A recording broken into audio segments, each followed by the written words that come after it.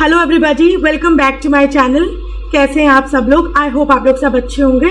तो हम लोग कर रहे थे MCQs on the occupational safety health and working conditions code.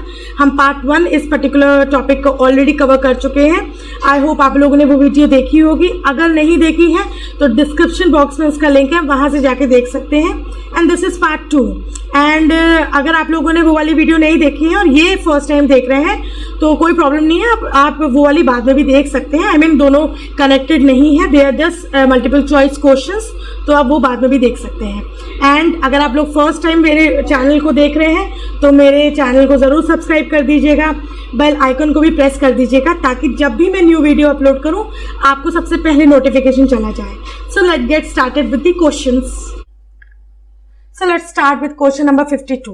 With respect to Occupational Health and Safety Code, the Site Appraisal Committee to assist the state government is constituted by. तो इसमें बोल रहा है, इसमें पूछ रहा है कि ऑक्यूपेशनल सेफ्टी कोड के अकॉर्डिंग जो साइट अप्रेजल कमेटी होती है, जो बनती है, वो कौन बनाता है? तो वो कौन बनाता है? अगर स्टेट गवर्नमेंट को असिस्ट करने के लिए साइट अप्रेजल कमेटी बन रही है तो वो जाहिर से तौर पे स्टेट गवर्नमेंट ही कॉन्स्टिट्यूट करेगी। Now question number 53rd. The central government may, on the basis of the recommendation of National Board and after notifying its intention to do so for not less than how many days by notification, amend the second schedule. तो इसमें बोल रहा है कि national board के recommendations के बाद या उनके बेसिस पे, उस नेशनल बोर्ड के रिकमेंडेशन के बेसिस पे अगर सेकेंड शेड्यूल को सेंट्रल गवर्नमेंट को क्या करना है, अमेंड करना है, तो उसको कितने दिन का नोटिस देना पड़ेगा? The answer is 45 days. तो सेकेंड शेड्यूल को अगर अमेंड करना है तो 45 डे का अपने इस इंटेंशन का कि उसको अमेंड करना है पहले नोटिफिकेशन देना पड़ेगा and afterwards central government can amend the second schedule. How many workers must be employed in a factory in order to appoint a safety officer? तो अगर सेफ्टी ऑफिसर अपॉइंट करना है तो कितने मतलब उस पर्टिकुलर फैक्ट्री में कितने एम्प्लॉयज ऑलरेडी काम करते हुए होने चाहिए कि वहां पर एक सेफ्टी ऑफिसर अपॉइंट किया जा सके? तो आंसर क्या होगा? 500। अगर मैं आपको बताऊं, अगर आपने फैक्ट्री एक्ट पढ़ा है, क्योंकि मैंने अभी तक वीडियो नहीं बनाई है एंड मैं जल्दी लेके आऊंगी, प्लीज आप थोड़ा सा वेट करिए। तो उसमें सेफ्टी ऑफिसर के लिए जो एम्प्लॉयज का लिमिट है वो कितना है? 1000 और मोर इन फैक्ट्रीज एक्ट। ठीक है, और यहां पर क्या है? 500 and more. How many workers must be employed in a factory carrying hazardous process in order to appoint a safety officer consisting of representatives of employers and workers. अब देखो, अब सेफ्टी ऑफिसर की बात आ रही है, लेकिन यहां पर सेफ्टी ऑफिसर किसके लिए है? Specifically for hazardous process. तो अगर ऐसी फैक्ट्री जहां हजार्डस प्रोसेस बहुत ज्यादा डेंजरस कोई मतलब कोई जो भी प्रोडक्ट है, जो भी काम हो रहा है, वो एक ऐसा काम है जो डेंजरस नेचर का है, हजार्डस नेचर का है, तो उस फैक्ट्री के लिए कितने एम्प्लॉयज पे सेफ्टी ऑफिसर नियुक्त किया जाएगा? And the answer is 250। How many workers must be employed in a building or other construction work in order to appoint safety officer consisting of representatives of employers and workers? तो अगर building और other constructions की बात करें, तो building and other construction work की बात करें तो वहां पर अगर सेफ्टी ऑफिसर को अपॉइंट करना है तो कितना एम्प्लॉयज वहां पर काम करते हुए होने चाहिए कि वहां पर सेफ्टी ऑफिसर अपॉइंट होगा? तो आंसर क्या हो जाएगा? 250 एंड मोर।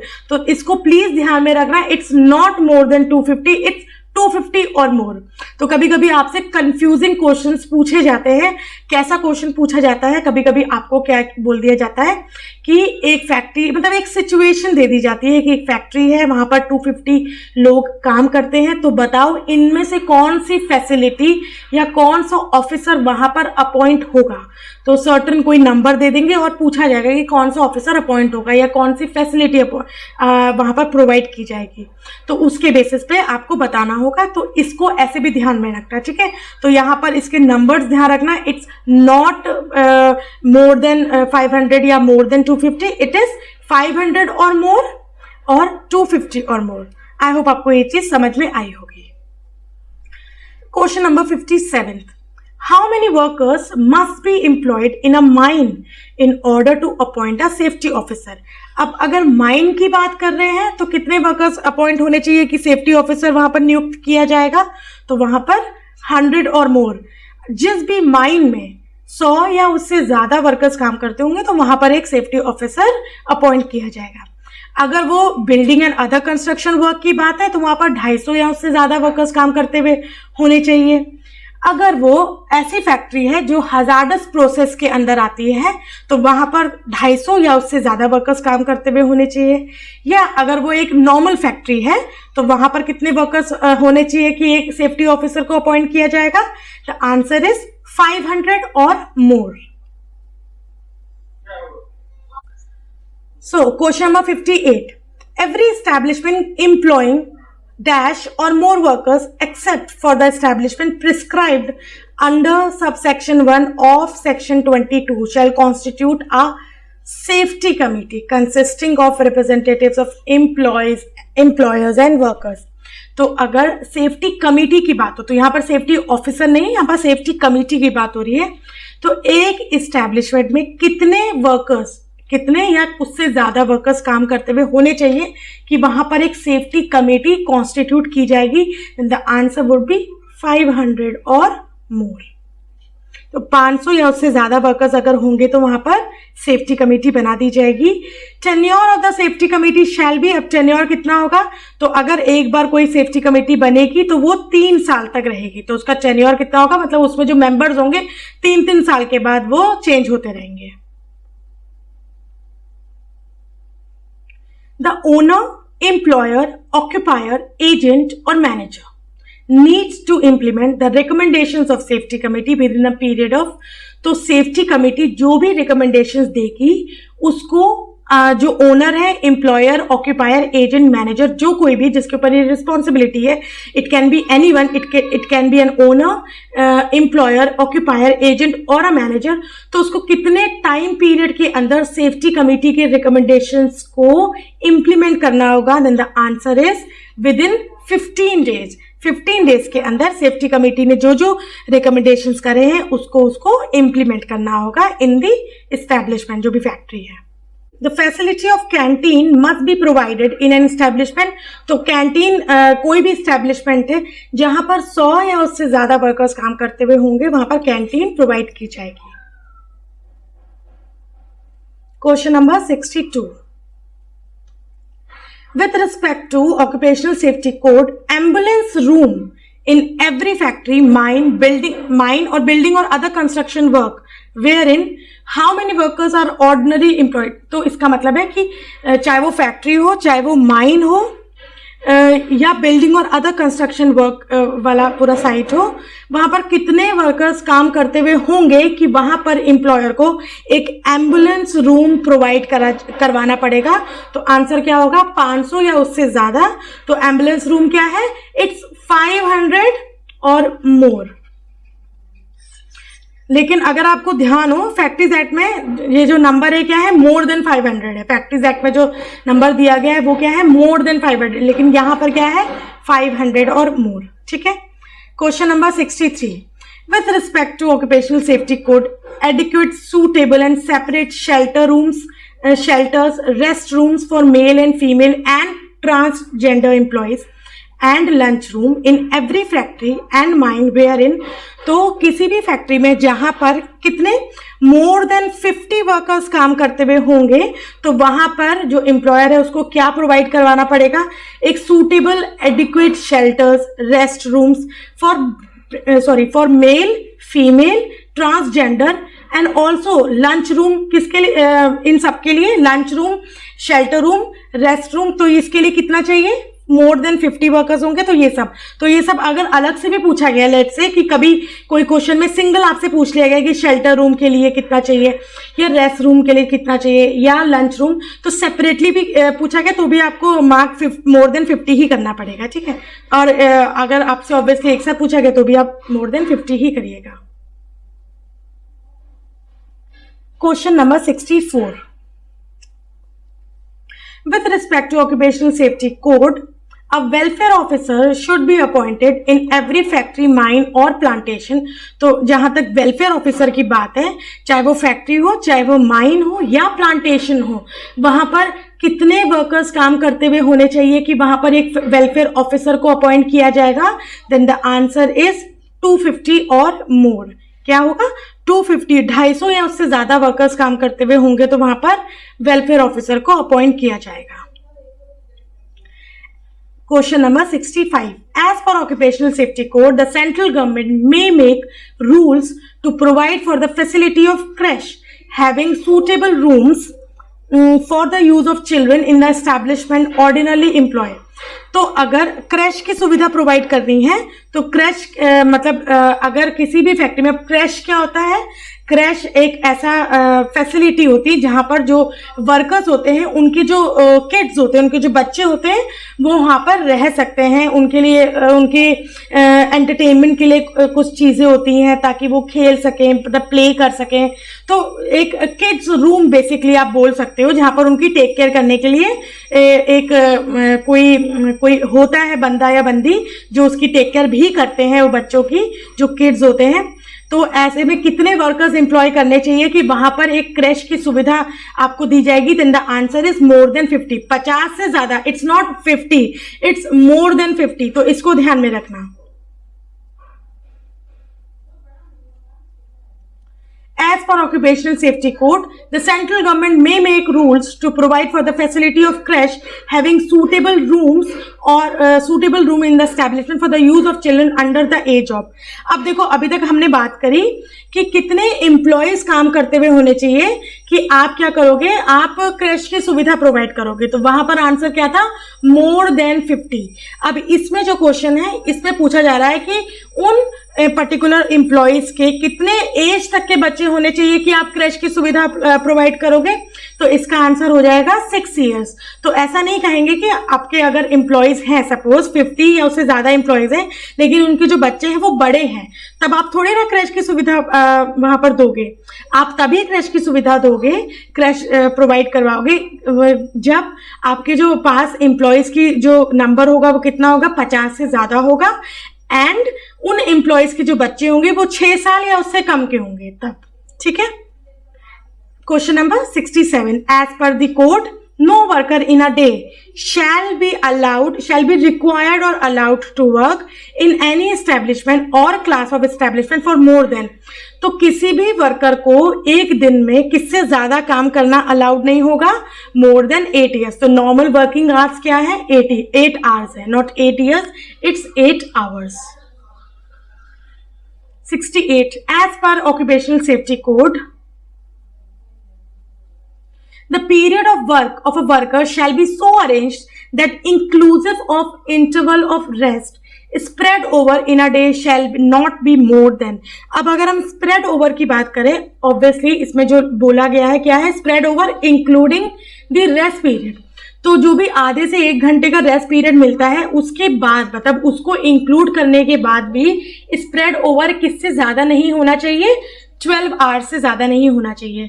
तो अगर इसमें क्योंकि कुछ भी लिखा नहीं है स्पेसिफिक, तो हम लोग ये क्या मान के चल रहे हैं कि नॉर्मल वर्किंग कंडीशंस पे है. क्योंकि अगर स्पेशल वर्किंग कंडीशंस हैं तो उसके लिए स्प्रेड ओवर टाइम और जो वर्किंग आवर्स है वो थोड़े डिफरेंट हो जाते हैं. तो यहाँ पर नॉर्मली पूछा गया है, तो यहाँ पर नॉर्मल क्या है? 12 आवर्स. तो इसमें inclusive of interval of rest भी आता है. Question number 69. The period of work of workers shall be arranged in such a manner that no worker shall work for more than how many hours before he had an interval of rest for at least how many hours. तो इसका मतलब है एक worker को कितने घंटे लगातार काम करना अलाउड है और उसके बाद उसको एक पर्टिकुलर टाइम पीरियड का रेस्ट लेना पड़ेगा और फिर उसको दोबारा से काम करना पड़ेगा. तो इसका क्या आंसर होगा कि जो वर्कर है उसको लगातार केवल ज्यादा से ज्यादा 5 आवर्स ही काम करवा सकते हो और 5 घंटे के बाद आप उसको कम से कम आधे घंटे का क्या दोगे? एक रेस्ट इंटरवल दोगे. कम से कम, मिनिमम इसमें है, नॉट मोर देन, मतलब ऐसा नहीं कि मैक्सिमम. आप अपने हिसाब से जो एम्प्लॉयर है वो रेंज बढ़ा भी सकता है, बट एटलीस्ट आपको 30 मिनट्स का रेस्ट देना पड़ेगा. सॉरी, मैं 30 मिनट्स नहीं बोलूंगी, मैं बोलूंगी हाफ आवर. ठीक है, तो आंसर क्या होगा, 5 आवर्स आप लगातार काम करवा सकते हो, और मतलब आप 6 घंटे लगातार काम नहीं करवा सकते, या ना ही 6 घंटे ना ही 5 आवर्स से 1 भी मिनट ज्यादा, मैक्सिमम आप 5 आवर्स काम करवा सकते हो। उसके बाद आपको कम से कम हाफ एन आवर का आपको अपने एम्प्लॉयज को इंटरवल ऑफ रेस्ट प्रोवाइड करवाना होगा। As per occupational safety code, the hours of work in case of motor transport workers, तो अब motor transport workers की अगर हम बात करें तो hours of work shall include period of mere attendance at terminus of less than, तो जैसे मोटर ट्रांसपोर्ट जो वर्क है उसमें अगर हम आवर्स ऑफ वर्क को कैलकुलेट करेंगे, ठीक है, इसमें ये जो क्वेश्चन इसको समझने की कोशिश करो, जो घंटे हैं काम, कितने घंटे काम करना है या कितने घंटे काम कर रहा है वो पर्टिकुलर एम्प्लॉय, कौन सा एम्प्लॉय, मोटर ट्रांसपोर्ट वर्कर, तो उस पर्टिकुलर वर्किंग आवर में कौन सा टाइम पीरियड आ जाएगा, अगर उसने जो टर्मिनल जो हॉल्ट्स होते हैं, जैसे पेट्रोल भरवाने के लिए रुक गया कहीं या कुछ रिपेयरिंग के लिए अगर रुका है, तो अगर वो हॉल्ट वो टर्मिनल 15 मिनट से ज्यादा का नहीं है तो आप उसको भी वर्किंग आवर्स में ही क्या करोगे, इंक्लूड करोगे। तो आंसर क्या हो जाएगा, 15 मिनट्स ऑफ लेस देन, मतलब कम से कम 15, मतलब 15 मिनट से कम का होगा तो वो वर्किंग आवर्स ही कैलकुलेट होगा।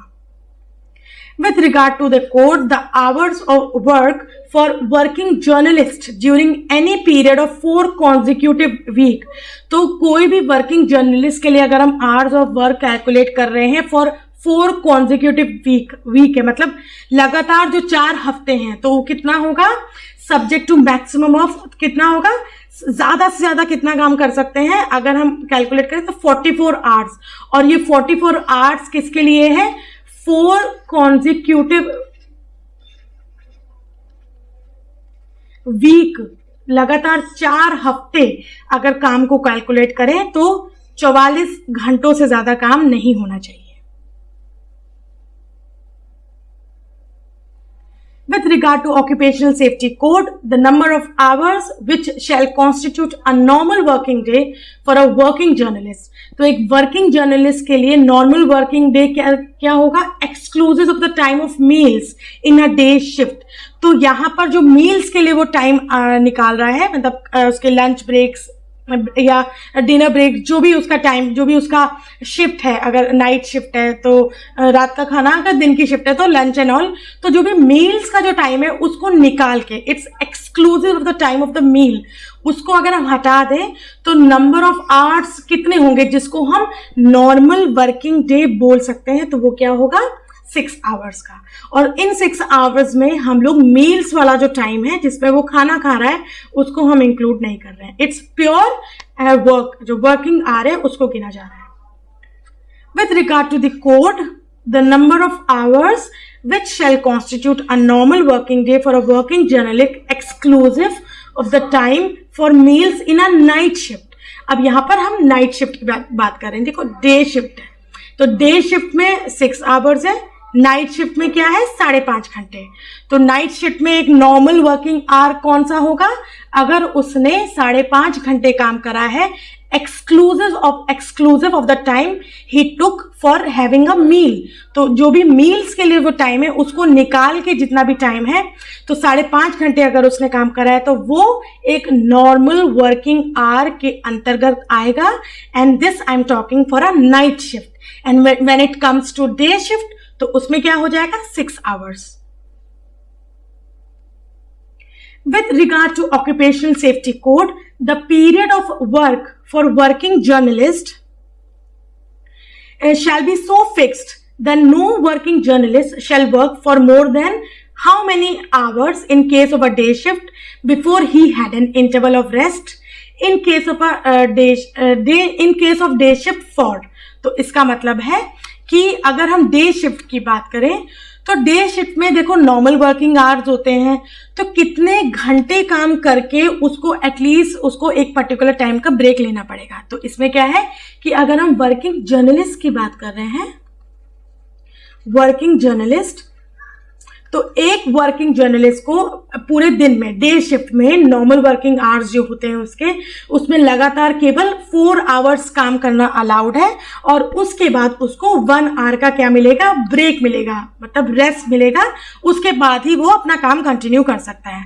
तो डे शिफ्ट में 4 आवर्स मतलब कंटिन्यूसली वो काम करेगा, और देन उसको 1 आवर का ब्रेक मिलेगा। तो वो लगातार 4 घंटे से ज्यादा काम नहीं कर सकता। जैसे कि हमने नॉर्मल वर्कर्स के लिए पढ़ा था, वो क्या था, लगातार 5 घंटे से ज्यादा काम नहीं कर सकता, और देन आफ्टर 5 आवर्स उसको क्या मिलेगा, हाफ एन आवर का ब्रेक मिलेगा, राइट। तो यहाँ वर्किंग जर्नलिस्ट की बात हो रही है, तो यहाँ पर क्या है, डे शिफ्ट में 4 hours and the rest of 1 hours, ठीक है। और अगर हम नाइट शिफ्ट की बात करें तो वही चीज है, नाइट शिफ्ट में क्या हो जाएगा, 3 आवर्स और यहां पर हाफ आवर, ठीक है। तो नाइट शिफ्ट की अगर बात करें तो लगातार वो केवल 3 घंटे काम कर सकता है वर्किंग जर्नलिस्ट। उसके बाद उसको कम से कम हाफ एन आवर का इंटरवल ऑफ रेस्ट प्रोवाइड करवाना पड़ेगा। आई होप आपको ये चीज समझ में आई होगी। So question number 76, no working journalist shall be employed on a night shift continuously for more than 1 week at a time or for more than 1 week in any period of 14 days। तो इसमें बोल रहा है कि अगर night shift की बात करें तो नाइट शिफ्ट में किसी भी वर्किंग जर्नलिस्ट को ज्यादा से ज्यादा 1 हफ्ते तक रखा जा सकता है, या मतलब 1 हफ्ते से ज्यादा नहीं रख सकते। और अगर उस मतलब 14 डेज का टाइम स्पेन अगर हम काउंट करें या देखें तो इन 14 डेज में 1 हफ्ते से ज्यादा आप क्या नहीं कर सकते, किसी भी पर्टिकुलर वर्किंग जर्नलिस्ट को नाइट शिफ्ट में नहीं रख सकते हो। तो मतलब एक अगर 14 डेज के टाइम स्पेन देखें तो हर 14 डेज में आपको 1 हफ्ता नाइट शिफ्ट करनी पड़ेगी, उससे ज्यादा नहीं कर सकते हो। Question number 77, a sales promotion employee और working journalist shall be granted if requested for earned leave on full wages for not less than dash of a period spent on duty। तो अगर हम सेल्स प्रमोशन एम्प्लॉय की बात करें या working journalist की बात करें तो उसको उसको अगर रिक्वेस्ट करता है कि उसको अर्न लीव चाहिए तो कितनी मिलेगी। अ सेल्स प्रमोशन एम्प्लॉय और a working journalist shall be granted if requested for earned leave on full wages for not less than 1/11 of the period spent on duty। तो जितना भी टाइम पीरियड उसने duty में स्पेंड करा है, उसने काम करते हुए स्पेंड करा है, उसको उसका 1/11 क्या मिलेगा, अर्न लीव के तौर पे मिल जाएगा, ठीक है।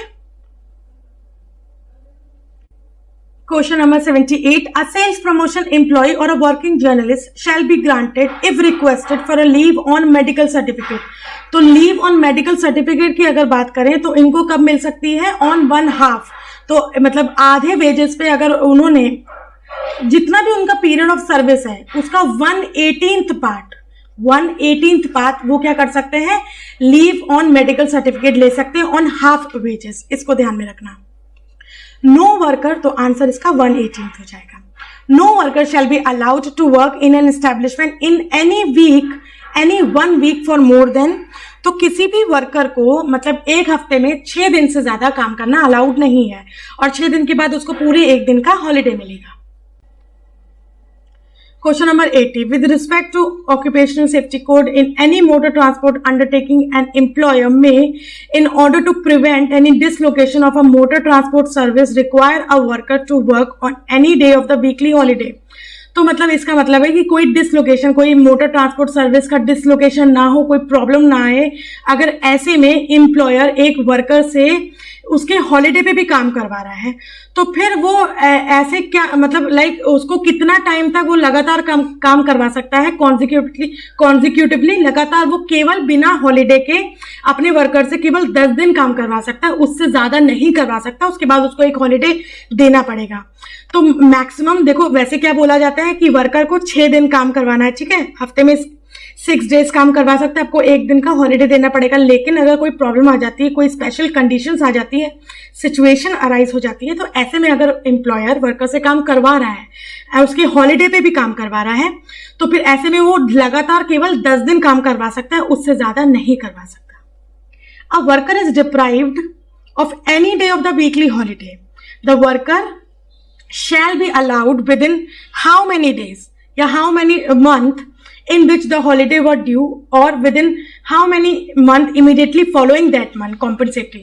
तो अगर compensatory month अगर हम holidays की बात करें तो इसमें क्या लिखा है कि अगर कोई वर्कर को उसका जो वीकली हॉलीडे है कि 6 days काम करवा के उसको हफ्ते में एक बार हॉलीडे देना पड़ेगा, अगर वो डिप्राइव होता है मतलब उससे उस दिन भी काम करवाया जाता है तो फिर उसको कॉम्पनसेटरी हॉलीडे देना पड़ेगा। वो कब दे सकते हैं? एक तो जिस महीने उससे वो वीकली हॉलीडे डिप्राइव किया गया है, जिस मंथ में उसको वो पर्टिकुलर हॉलीडे पे काम करवाया गया है, उस मंथ विद इन 1 month, और अगर नहीं हो सकता पॉसिबल तो वो जो मंथ था उसके बाद जो आने वाले 2 महीने हैं उन महीनों में से किसी एक दिन में, तो और विद इन दी 2 months। तो आंसर क्या हो जाएगा? 1 month और 2 months।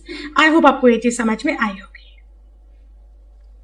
A working journalist or a sales promotion employee shall be entitled to how many holidays in a calendar year?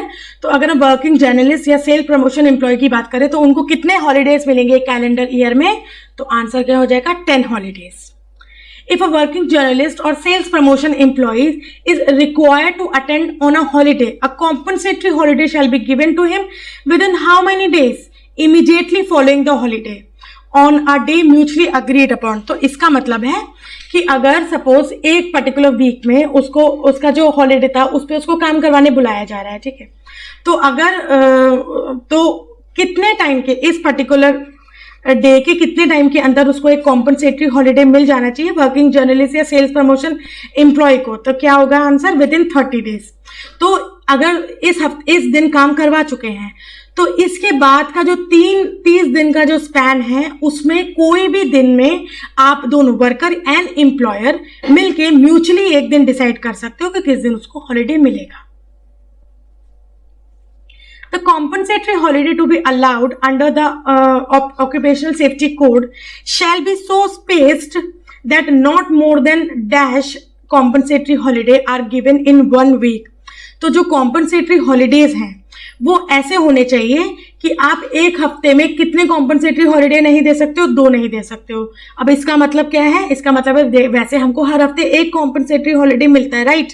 अब किसी दिन मतलब कॉम्पनसेटरी हॉलीडे नहीं, हमको हर हफ्ते एक पर्टिकुलर दिन हॉलीडे का मिलता है, लेकिन किसी हफ्ते हमने क्या करा? किसी हफ्ते हमने उससे काम करवा लिया, तो काम जब करवाया तो ऑब्वियसली हमको फिर उसको एक उस पर्टिकुलर डे जिस दिन उसका हॉलीडे होना था उस दिन अगर हमने उससे काम करवा लिया तो हमको उस पर्टिकुलर डे को कॉम्पनसेट करने के लिए एक हॉलीडे देना पड़ेगा which is called a compensatory holiday.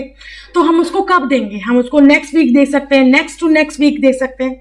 तो इसमें ये बोल रहा है कि अगर हम कॉम्पनसेटरी हॉलीडे दे रहे हैं तो हमको ये देखना पड़ेगा कि किसी एक हफ्ते में उसको लगातार 2 दिन कॉम्पनसेटरी हॉलीडे नहीं मिलना चाहिए। तो मतलब एक हफ्ते में 2 कॉम्पनसेटरी हॉलीडे नहीं मिल सकते। तो अगर आपको कॉम्पनसेटरी हॉलीडे 2 बार देना पड़ रहा है तो आपको नेक्स्ट हफ्ते देना पड़ेगा, एक इस हफ्ते एक नेक्स्ट हफ्ते। तो आपको मतलब एक हफ्ते में 2 कॉम्पनसेटरी हॉलीडे से ज्यादा आप नहीं दे सकते। आप उसको फिर अगर 3 बन रहे हैं तो आपको नेक्स्ट उसके जो सब्सिक्वेंट वीक्स है उसमें वो शिफ्ट करना पड़ेगा। तो इस पे आंसर क्या होगा? Not more than 2। With respect to occupational safety code, no worker in a quarter of the year shall be allowed to work overtime for more than। तो अगर ओवरटाइम की बात करें तो किसी भी एक साल में किसी भी क्वार्टर में उसको कितना आवर्स का ओवरटाइम उससे ज्यादा अलाउड नहीं होगा। तो 125 आवर्स से ज्यादा एक क्वार्टर में वो ओवरटाइम नहीं कर सकता। Every adolescent employee in any every adolescent worker employed in any establishment shall be entitled for 1 day leave in calendar year with wages for every। तो अगर हम बात करें अडोलसेंट वर्कर की तो उसमें 15 डेज का है, ठीक है। अडल्ट वर्कर की बात करें तो उसको हर 20 डेज पे एक हॉलीडे मिलेगा, या एक लीव मिलेगी आप बोल सकते हो। लेकिन अडोलसेंट की बात करें या यंग पर्सन की बात करें तो हर 15 दिन पे उसको एक लीव मिलेगी, ठीक है। Every worker employed below ground mine, मतलब बिलो द ग्राउंड, अगर कोई वर्कर है जो बिलो द ग्राउंड माइन में काम कर रहा है इन establishment, shall be entitled for 1 day leave in a calendar year with wages for every।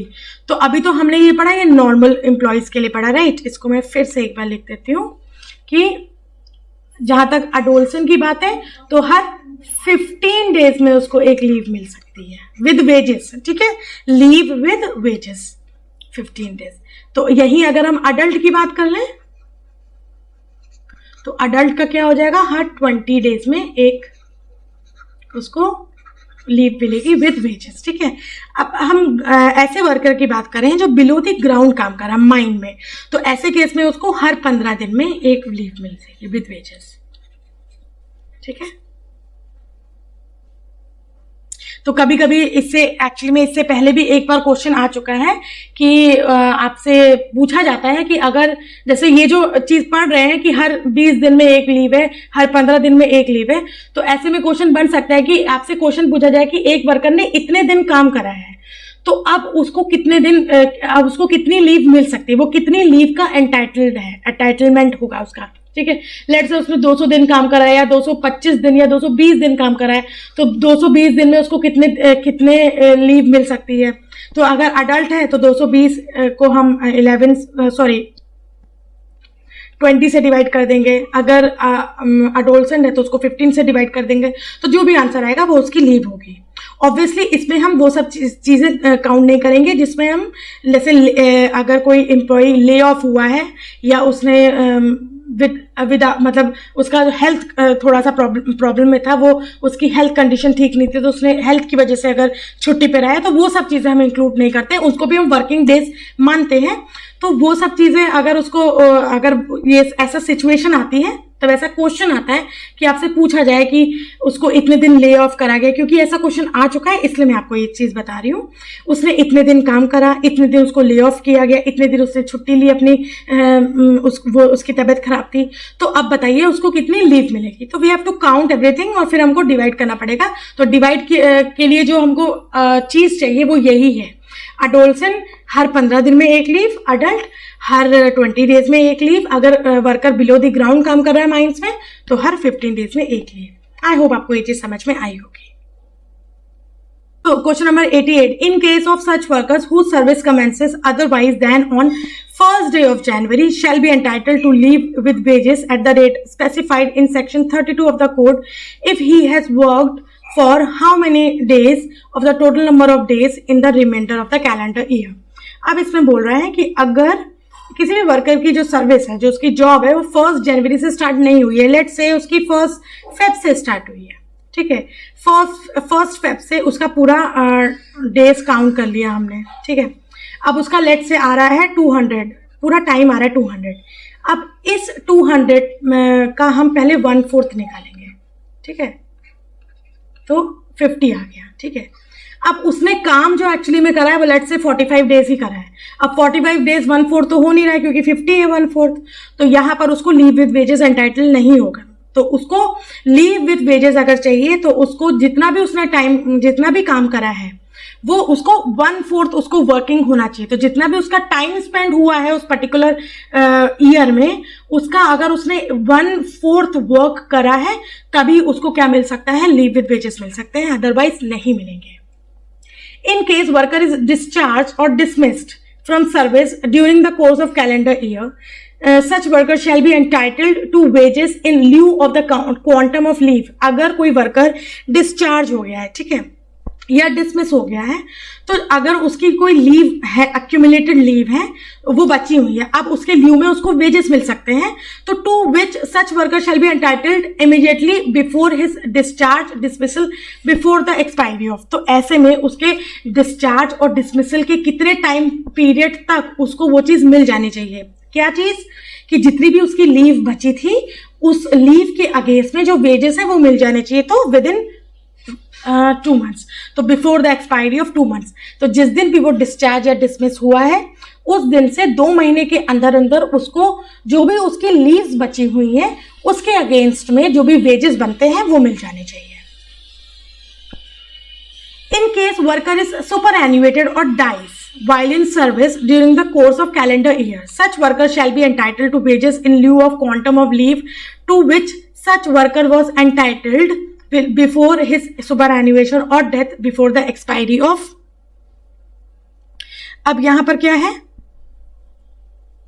Okay अब यहां पर है कि अगर लेट सपोज वो कोई भी वर्कर है वो सुपर एन्युएटेड हो गया, मतलब उसका जो पर्टिकुलर एज था वो रीच कर चुका है, अब वो रिटायर हो जाता है, विच इज कॉल्ड सुपर एन्युएशन, ठीक है, या वो काम में रहते रहते उसकी डेथ हो जाती है। तो ऐसे ओके हाँ फ्रेंड्स, इसमें जो आंसर आएगा ना, इसमें आएगा second working day, it's not 2 months, I am so sorry.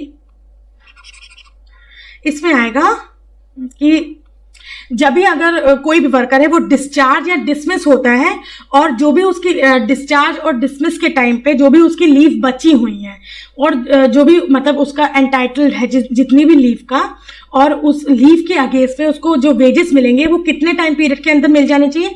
तो जिस दिन भी वो डिस्चार्ज या डिसमिस हुआ है उस दिन से जो सेकेंड वर्किंग डे होता है ना, उस सेकेंड वर्किंग डे से पहले पहले मिल जाने चाहिए। तो लेट सपोज 14th को वो डिस्चार्ज हुआ, 15th को संडे था, 16th को लेट से एक गेजेटेड हॉलीडे था, तो 15th and 16 are not working, ठीक है, ये वर्किंग डे नहीं आएगा, तो उसको 17 और 18 वर्किंग है तो उसको 18 तारीख से पहले पहले क्या मिल जाने चाहिए, उसके वेजेस मिल जाने चाहिए। वेजेस कौन से वाले वेजेस, जो भी लीव जो लीव थी जिसके लिए वो हकदार था, जो भी एंटाइटल थी उसको, उस लीव के अगेंस्ट में जो वेजेस है वो with in before the expiry of second working day उसको मिल जाने चाहिए। तो यहाँ पर जो आंसर आएगा वो आएगा सेकेंड वर्किंग डे। और यहाँ पर अगर सुपर एनिमेशन हो गया है, वो जो एज होती है रिटायरमेंट की, उस एज पे पहुंच के वो रिटायर हो जाता है, उसको हम बोलते हैं सुपर एनिमेशन। और अगर वो VRS लेता है, वॉलंटरी रिटायरमेंट होती है बिफोर द एज, तो उसको हम रिटायरमेंट बोलते हैं। तो सुपर एनुएशन में, या अगर उसकी काम में रहते रहते डेथ हो जाती है, ऐसे केस में जो भी उसकी लीव है, जो भी लीव बची हुई है, उसके अगेंस्ट में जो उसको वेजेस मिलने वो उसको कब मिलेंगे, अगर सुपर एनुएशन हुआ है या डेथ हुई है, जिस दिन भी ये दोनों चीजें हुई हैं उस दिन से 2 months के अंदर अंदर उसको वो उसके मिल जाने चाहिए। तो यहाँ पर आएगा 2 months, sorry 2 months। I hope आपको ये चीज समझ में आई होगी। As per the code, the total number of days of leave that may be carried forward to a succeeding year। अब देखो, आपने इस ईयर में क्या करा, आपकी जो जितनी भी लीव बनती थी वो आपने नहीं ली, आपकी लीव अक्यूमुलेट होगी। अब अक्यूमुलेट लीव क्या होंगी, वो कैरी फॉरवर्ड होंगी। तो कितनी अक्यूमुलेटेड लीव कैरी फॉरवर्ड हो सकती है, 30। तो केवल आप 30 डेज की जो लीव है अक्यूमुलेटेड, वो ही आप सक्सीडिंग ईयर, जो आने वाला ईयर है, उसमें आप क्या कर सकते हो, वो कैरी फॉरवर्ड कर सकते हो। इट मीन्स कि अगर आपकी 30 से ज्यादा लीव्स हैं तो भी आपकी 30 ही लीव्स कैरी फॉरवर्ड होंगी। As per the code, working journalist और sales promotion employee who desires to obtain leave other than the casual leave on medical certificate or quarantine leave shall apply in writing to the competent officer of the establishment before the date of the commencement of leave not less than। अब इसमें बोल रहा है कि अगर working journalist है या sales promotion employ है जिसको लीव लेनी है, अब वो लीव कौन सी नहीं होनी चाहिए, it's not casual leave, it's not leave on medical certificate, it's neither quarantine leave। इसके अलावा अगर वो लीव लेना चाहता है तो जिस दिन भी उसकी लीव स्टार्ट हो रही है, जिस दिन भी उसको छुट्टी पे जाना है, उस दिन से कितने टाइम पहले उसको इन राइटिंग एक कॉम्पिटेंट ऑफिसर को एप्लीकेशन देनी पड़ेगी। मतलब एक तरह से उसको बताना पड़ेगा कि I have to take a leave, मुझे लीव पे जाना है, तो कितने टाइम पहले, 1 month। तो जिस दिन भी आपकी लीव स्टार्ट होगी, आप सोच रहे हो कि मुझे आज से छुट्टी पे जाना है, तो आज से एटलीस्ट 1 महीने तक, आप 1 महीने पहले आपको क्या करना पड़ेगा, पहले बताना पड़ेगा, तब आप ऐसा कर सकते हो। अब यहां पर एक स्टेटमेंट फॉर्म का क्वेश्चन है। As per the occupational safety code, which of the following statement और statements with regard to earned leave are true और फॉल्स। तो अर्नड लीव के बिहाफ में अगर हम बात करें तो कौन सा स्टेटमेंट ट्रू है या फॉल्स है। A working journalist or sales promotion employee shall be entitled to earned leave on full wages for a period of not less than 1 month for every 11 months spent on duty. तो इसका मतलब है कि चाहे वो working journalist employ है या sales promotion employ है, उसको अर्नड लीव मिलेगी फुल वेजेस के साथ साथ, और for a period of not less than 1 month. तो पूरी 1 महीने की अर्न लीव मिल सकती है इनको विथ फुल वेजेस, अगर उसने जो 11 मंथ्स का अपना ड्यूटी पूरी करी है, 11 मंथ्स की ड्यूटी पूरी करी है. तो पहला स्टेटमेंट ये है. सेकंड स्टेटमेंट क्या है? He shall cease to earn further such leaves when the earn leave due amounts to 90. अब अगर उसकी अर्न लीव 90 हो गई है तो फिर उसके बाद उसको वो लीव नहीं मिल सकती, ऐसा ये बोल रहे हैं. तो क्या ये दोनों स्टेटमेंट ट्रू हैं या फॉल्स है, हमको बताना है. तो आंसर क्या हो जाएगा? ये दोनों की दोनों स्टेटमेंट ट्रू हैं. तो इसको आप ध्यान में रखना. When a working journalist or sales promotion employee's service are terminated for any reason whatsoever other than the punishment inflicted by way of disciplinary reason, he shall be entitled to cash compensation of earned leave not availed up to a maximum of.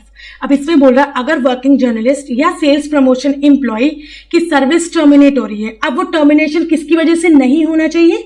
Punishment, कोई उसने misconduct करा है और as a disciplinary action उस पे उसको punishment मिली है, तो उसकी वजह से उसकी सर्विस टर्मिनेट नहीं होनी चाहिए. किसी और रीजन की वजह से अगर सर्विस टर्मिनेट हो रही है तो आप उसके पास कितनी लीव्स होनी, मैक्सिमम कितनी लीव्स का वो क्या कर सकता है, उसको एनकैश करवा सकता है, और कितनी अर्नड लीव्स को वो एनकैश करवा सकता है. तो आंसर क्या होगा? 90 डेज. तो अप टू 90 डेज की उसकी अगर लीव बची हुई है तो 90 डेज तक की लीव वो एज अ कॉम्पनसेशन, मतलब उस 90 डेज की लीव को क्या कर सकते हैं वो, अगर उसने नहीं ली है ऑब्वियसली, अगर उसकी लीव्स उसने ले ली है तो बात अलग है. अगर उसने वो लीव नहीं ली है, अक्यूमुलेट हो रही है, तो अप टू 90 डेज की लीव को वो एनकैश करवा सकता है. लेकिन इसमें एक इंपॉर्टेंट चीज ये है कि उसका जो टर्मिनेशन है वो किसी और रीजन की वजह से होना चाहिए, ना कि पनिशमेंट की वजह से. उसने कहीं मिसकंडक्ट करा है, उसको पनिशमेंट हुई है, उसमें उस पनिशमेंट की वजह से अगर उसकी जॉब जा रही है तो फिर उसको उस पर ये प्रोविजन अप्लाई नहीं होगा. Leave on medical certificate may be taken in continuation with earned leave provided that the total of the duration earned leave and the leave on wages certificate, leave on medical certificate taken together at any one time shall not exceed. तो इसमें बोल रहा है कि leave on medical certificate may be taken in continuation with earned leave. तो earned leave आपकी चल रही है, उसके बाद आप क्या कर सकते हो? leave on medical certificate भी ले सकते हो, provided, लेकिन उस पर भी एक कंडीशन है. एक कंडीशन क्या है? provided that the total duration of earned leave, total duration जो भी earned leave की duration है, and also the duration of leave on medical certificate taken together, इन दोनों लीव के जो ड्यूरेशन है वो किससे ज्यादा नहीं होनी चाहिए. It shall not be more than 120.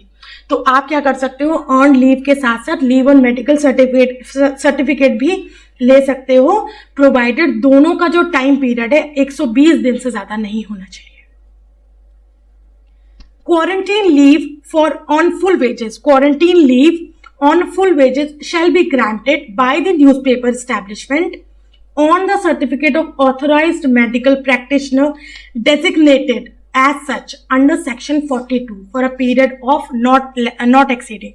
तो अगर हम न्यूज़पेपर एस्टैब्लिशमेंट की बात करें तो क्वारंटीन लीव मिल सकती है ऑन फुल वेजेस. आप और ऑब्वियसली एक मेडिकल प्रैक्टिशनर जो डेजिग्नेटेड है, मेडिकल प्रैक्टिशनर जिसको ये अथॉरिटी मिली है कि पूरा सर्टिफिकेट जब देगा तो उस वर्कर को क्या मिल सकता है? क्वारंटीन लीव मिल सकती है. लेकिन कितने टाइम पीरियड तक? नॉट एक्सीडिंग, तो मतलब मैक्सिमम 21 डेज की क्वारंटीन लीव मिल सकती है. Question number 97. A working journalist or sales promotion employee shall be eligible for casual leave in a calendar year at the discretion of newspaper establishment. तो newspaper establishment अगर चाहता है तो वो working journalist या sales promotion employ को casual leave दे सकता है इन अ कैलेंडर ईयर. तो कितने टाइम के लिए? 15 डेज के लिए. As per the code with respect to working journalist and sales promotion employee, a casual leave taken at any one time should not be more than. तो अगर आप casual leave ले रहे हो तो एक टाइम में कितने दिन तक की आप लीव ले सकते हो? तो मैक्सिमम आप एट अ टाइम 5 डेज की लीव ले सकते हो, उससे ज्यादा नहीं ले सकते। अब इस पे हम बोल रहे हैं कि ऑक्यूपेशनल सेफ्टी कोड के अकॉर्डिंग इनकम इंस्पेक्टर कम फैसिलिटेटर को कौन अपॉइंट करता है? तो इंस्पेक्टर कम फैसिलिटेटर को अप्रोप्रिएट गवर्नमेंट अपॉइंट करती है। Question number 100, any order issued by inspector come facilitator with respect to his special power in respect of a factory shall have effect for a period of। तो अगर inspector कम facilitator कोई अपनी special power को exercise करता है और कोई order issue करता है तो कितने टाइम के लिए वो इफेक्ट में रहेगा? 3 डेज के लिए वो इफेक्ट में रहेगा।